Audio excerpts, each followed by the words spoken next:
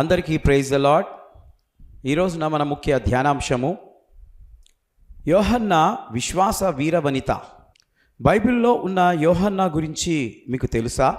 ఆమె ఎవరు, ఎక్కడికి వెళ్ళి వచ్చింది, ఎలా దేవునికి అంకితం చేసుకుందో తెలుసుకుందాం.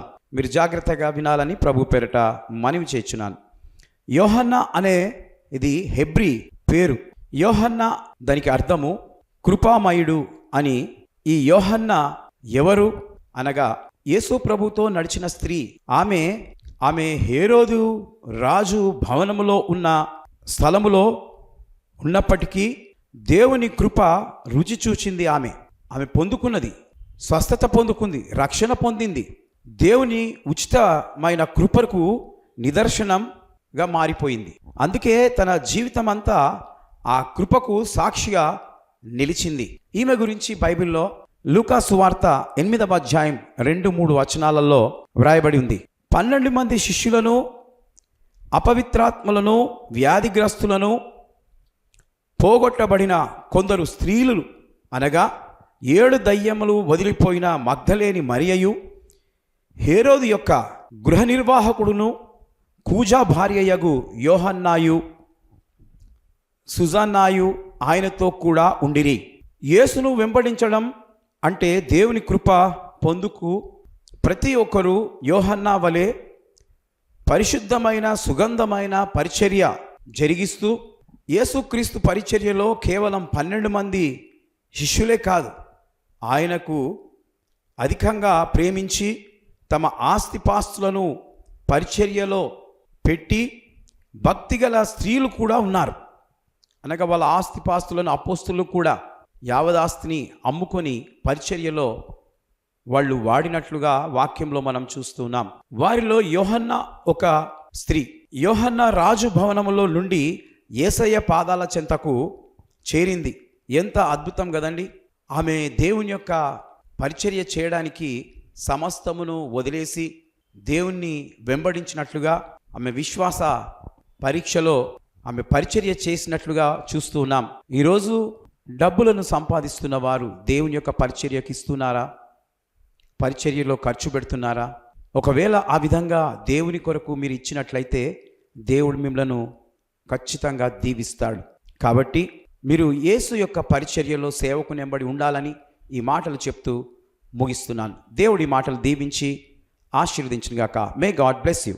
హ్యాపీ బర్త్డే జరుపుకుంటున్న వారందరికీ, హ్యాపీ బర్త్డే జరుపుకున్న వారికి many more happy returns of the day. దేవుడు ఈ సంవత్సరమంతా మిమ్మును దీవించునుగాక. God bless you. ఈరోజు మీ వాగ్దానం యెషయా గ్రంథంలో నుండి 58వ అధ్యాయం 10వ వచనం. చీకటిలో నీ వెలుగు ప్రకాశించును.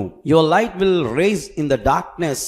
ప్రియమైనటువంటి దేవుని బిడ్డలారా, నీవు చీకటిలో నీ జీవితాన్ని గడుపుతూ ఉంటే ఈ రోజున దేవుడు నీ మీద ప్రకాశిస్తూ ఉన్నాడు. అనగా ఒక నూతన ఆయుష్ను నీకు కలగజేస్తూ ఉన్నాడు.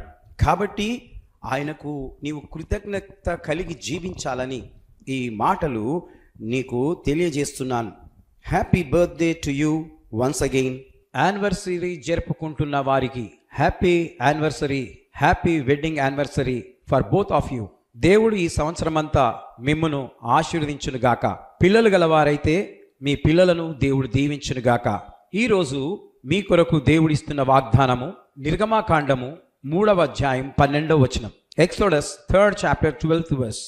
నిశ్చయంగా నేను నీకు తోడయుందును అని దేవుడు మరి మీ కుటుంబానికి ఐక్యత, ఏక మనస్సు, ప్రేమనురాగాలు అధికమై మీకు తోడయుండునుగాక. లవ్ అండ్ ఎఫెక్షన్స్ ఎక్కువగా మీరు కలిగి ఉండురుగాక.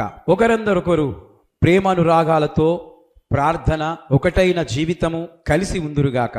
ఎన్నో యానివర్సరీలు కృప మీకు చేసుకునేలాగున తోడయుండునుగాక. సిల్వర్ జూబిలీ, గోల్డెన్ జూబిలీ మరియు ప్లాటినం జూబిలీ కూడా మీ జీవితంలో జరుగునట్లుగా నేను ప్రార్థిస్తూ ఉన్నాను. Praise the Lord. దేవుడు మిమ్మల్ని దీవించునుగాక. ఆ విధంగా వివాహ దినాలను జరుపుకొందురుగాక. ఆమేన్.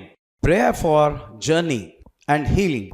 ఈరోజు ప్రయాణమై రైలు మార్గమున, ఫ్లైట్ మార్గమున, బస్సులో కానీ, కారులో కానీ, స్కూటర్లో కానీ, రోడ్డు మార్గంలో ఎవరు ఏ రకంగా ప్రయాణము చేసిన వారికి దేవుని కాపుదల దయచేయునుగాక. ప్రభువా, అలాగే అనారోగ్యంతో హాస్పిటళ్లలో ఐసీయూలో ఉన్న, గుండె నొప్పితో బాధపడుతున్నవారు, కడుపు నొప్పితో బాధపడుతున్నవారు, కాళ్ల నొప్పితో బాధపడుతున్నవారు, cancer, AIDS, TB, ulcer, hernia మరియు జ్వరము, జలుబు, దగ్గు, కిడ్నీ ప్రాబ్లం, లివర్ ప్రాబ్లం, ఎముకల ప్రాబ్లంతో బాధపడుతున్న వారందరి కొరకు యేసుక్రీస్తు నామములో వారికి స్వస్థత కలుగునుగాక అని ప్రార్థిస్తున్నాను.